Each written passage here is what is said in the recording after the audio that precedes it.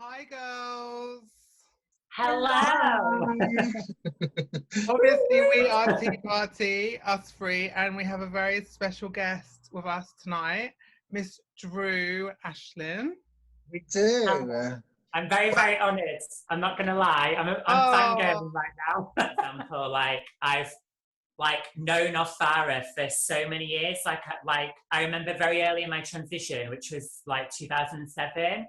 I was searching on YouTube for transgender videos. Yeah, so I saw Farah on YouTube, and then obviously Farah does YouTube videos, which to me are amazing because YouTube used to be so different back in the day. It used to be really raw, and none of the footage was edited. It was just real. And your videos are still like that, Farah. The minute you upload, I'm literally there. For those that are watching us that don't know you or haven't seen you before, where do you live, honey? So I live in a little place called Wakefield, which is in West Yorkshire. Drew, of course, was on my Transsexual Summer on Channel 4, which is how many years ago now? So it'll be the 10-year anniversary next year. Oh my God, is it really that long? What? Yes. So I looked back at old videos and footage of how I was and stuff, and I'm I don't even recognise that person. I was 22 when I did the show, so.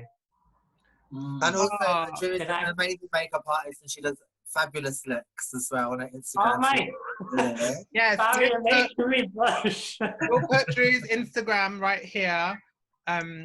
Drew, you're so talented at your makeup. What I wanted to ask you, Drew, is when you first got asked to do the reality show, did you say yes straight away, or was it a difficult decision for you?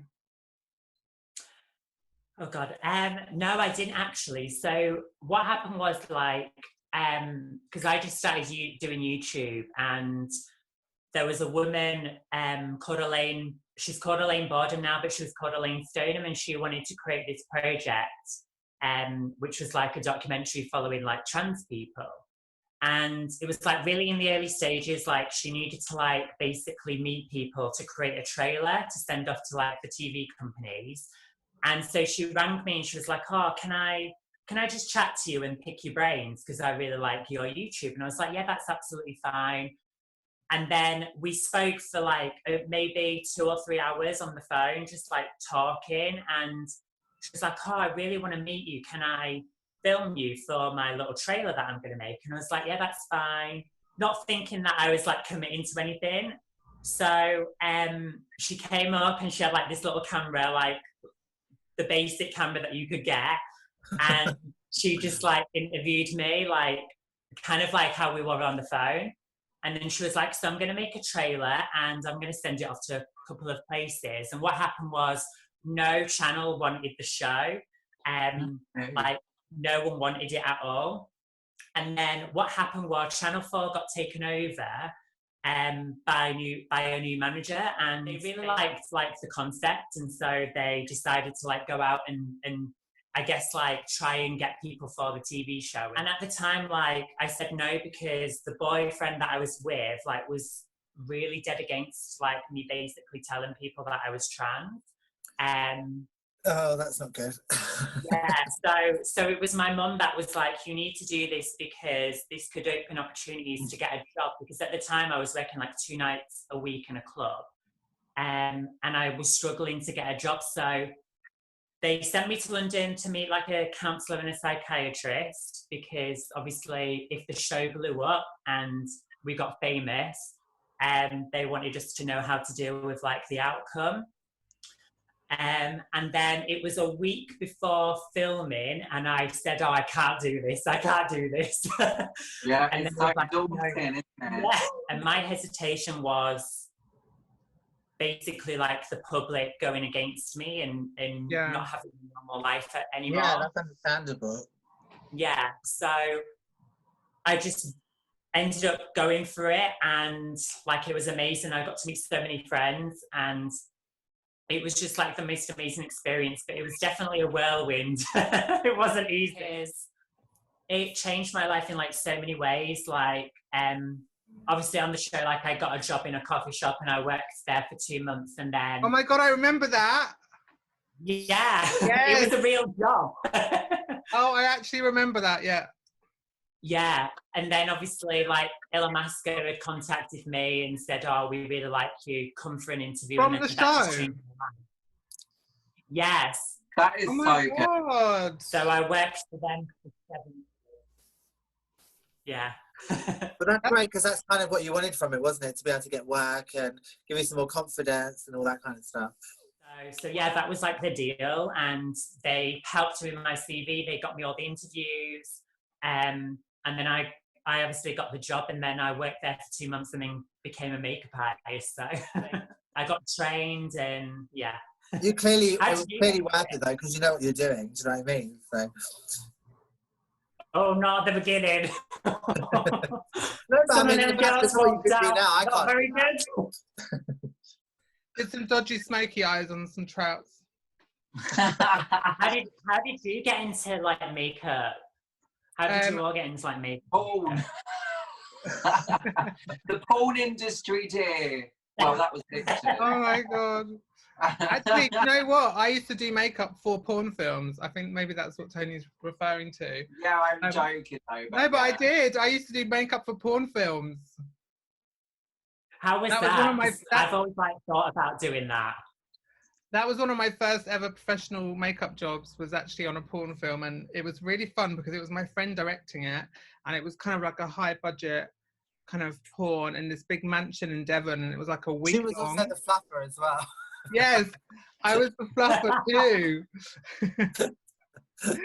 And it was a straight porn film, so it was fab. Oh, But yeah, that was what my first professional job was, doing makeup for porn, and then I started working for makeup brands, and then I started doing lots of freelance makeup. And fast forward, because I do my music too, I kind of was doing music and my makeup at the same time, and then what ended up working with these girls, which was completely unexpected. You know, we didn't. It wasn't planned at all, was it, girls? no, it wasn't. It was not. It was just no, the timing. I'd finished working with my other singing partner that I was singing with. Well, Victor thought of doing a club night, didn't you?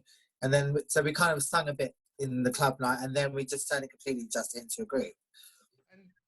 Tony, did you want to answer that question as well? How did you get into makeup? How did I get into makeup? Well, basically, I did study hairdressing. So I am actually a qualified hairdresser. She's really good at hair as well, Drew. I remember sitting down with Victor, like, oh God, no, I don't really want to go there again. I feel like I should just do something different.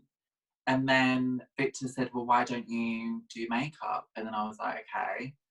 So I had to start from scratch again. Boobs, boobs, boobs. We like boobs in cars. Boobs, boobs, boobs. Super. Was there any negative aftermath from doing the show? Yeah, there was. Not so much in like people giving me abuse. If anything, it actually helped people like get to know me more. So before I did the show, like I would get like abuse walking down the street in Wakefield. But then I think when people watch the show, like now, like when it first came out, when they used to see me, they used to come up to me and like say how amazing it was and how proud that they was of the show and stuff. And yeah, I kind of like went away off the scene, and then people assumed that, oh, she's gone because she thinks she's better and I bet she's got all this money and stuff. And it's like, well, actually, no, I didn't get paid to do my transsexual summer. I got nothing from it. You know, it was when it's That's a documentary. the only thing with these TV shows, they don't pay you anything. They think they're doing you a favour. It's like, you're not doing me a favour, you're just taking advantage of my naivety and my innocence. Yeah, but like it does work both ways though, doesn't it? Like, it can help you, but as long as you know... Yeah, but Drew, it works really well. But I mean, I do think they should have been paid as well. Do you know what I mean? It's not a charity. Yeah, because someone's getting paid for the show. Someone's getting paid for the pitch, the deal, whatever they're doing, you know. Yeah. Someone's making money along the line. Again, would you do another series, Drew? Yeah, I think it would be different though, because I think that when we first did the show, like, we didn't really know what was going to happen. So I think we was all quite naive to it. Whereas I think it's hard when you do another show because you know what to expect, you know what to say, you know what to do. So I don't think it would be as raw, and I don't think it would be as genuine. Do you know? I think a lot of people would like to see people how you frozen. got on afterwards. So I think it would be good. Yeah. Tony, would you do another reality show like that? I mean, I would, but it's got to be fun and it's got to be glam. They've got to pay you. It's got to be on my terms, you know? You know what I mean? you were asked to do Transsexual Summer, weren't you, Tony? Yeah, I was. And she said, no, I'm on too many hormones and twitching. No, I did not. Right, the deal with tea. This is the tea, girl. This is the coffee. Come on, the black Americano is about to be spilled. I remember they originally wanted to meet up with me and, like, you know, just having a coffee and whatever, and talk about my life story or whatever to see if, you know, I fit the bill for what they wanted. Fabulous, darling. And then... And she was like, this is my moment. Basically, they wanted my autobiography by email. They decided, whoever they were, that they didn't want to meet me. They just wanted me to keep telling them, like, stories about my childhood. I didn't feel comfortable writing everything down in an email so they can do their fucking research on my fucking life. So I thought, actually, no, I don't want to do it. I was just like, and that was it. It's all about the vibe, isn't it? Like, we did a video on our channel talking about reality shows because we got asked to do a few as a group as well, and we said no because it just depends on how. It was like we were like toing and froing, weren't we, girls? Like, we weren't sure, but it's just the intrusion part that I'm not interested in, about them going into my personal life and my family and trying to find out. Yeah, I feel like a bit guarded about. Have you got any pictures of me before? Have you got, what was your old name, all this? And it's like, you don't need to know any of that to know who I am now. You can just focus on this person because this is the person you're talking about. It doesn't always have to be about the past, you know. And they would never let that go, or they want some kind of drama. You know, is anyone in your family like really against who you are? Can we interview them and listen to them saying horrible things about you so you can react? No, there's not. You know, that's not my life. I'm not going to make it up for you. And so I wasn't interested enough for them, so they were never interested. But Drew, you really like showed everything, didn't you? You showed your family, everything. It was very brave, and I mean, that's one of the things I don't think I was ready to do. Yeah, that is something I wouldn't want. I wouldn't want that. So, especially I was so young and I was very vulnerable anyway. You know, I was in a really bad relationship and, you know, I was going through hell and back. She was a whole man. But you know what? If they didn't change their approach, if they didn't suddenly go, actually, can you just write everything down in an email and just keep asking me questions? And they did meet me and they kept to their word or whatever how they wanted to approach it, I may have done the show. But I just... Thank you, Drew, for coming on our channel. It's been really nice to actually chat to you properly. Hopefully next time it will be face-to-face with alcohol and music and dancing alike. Are you a party girl, Drew? Do you like to party? Yeah, although I don't drink anymore, so I've not drunk for over 7 years. So I stopped drinking when I did wrestling, and then you did wrestling? Yeah.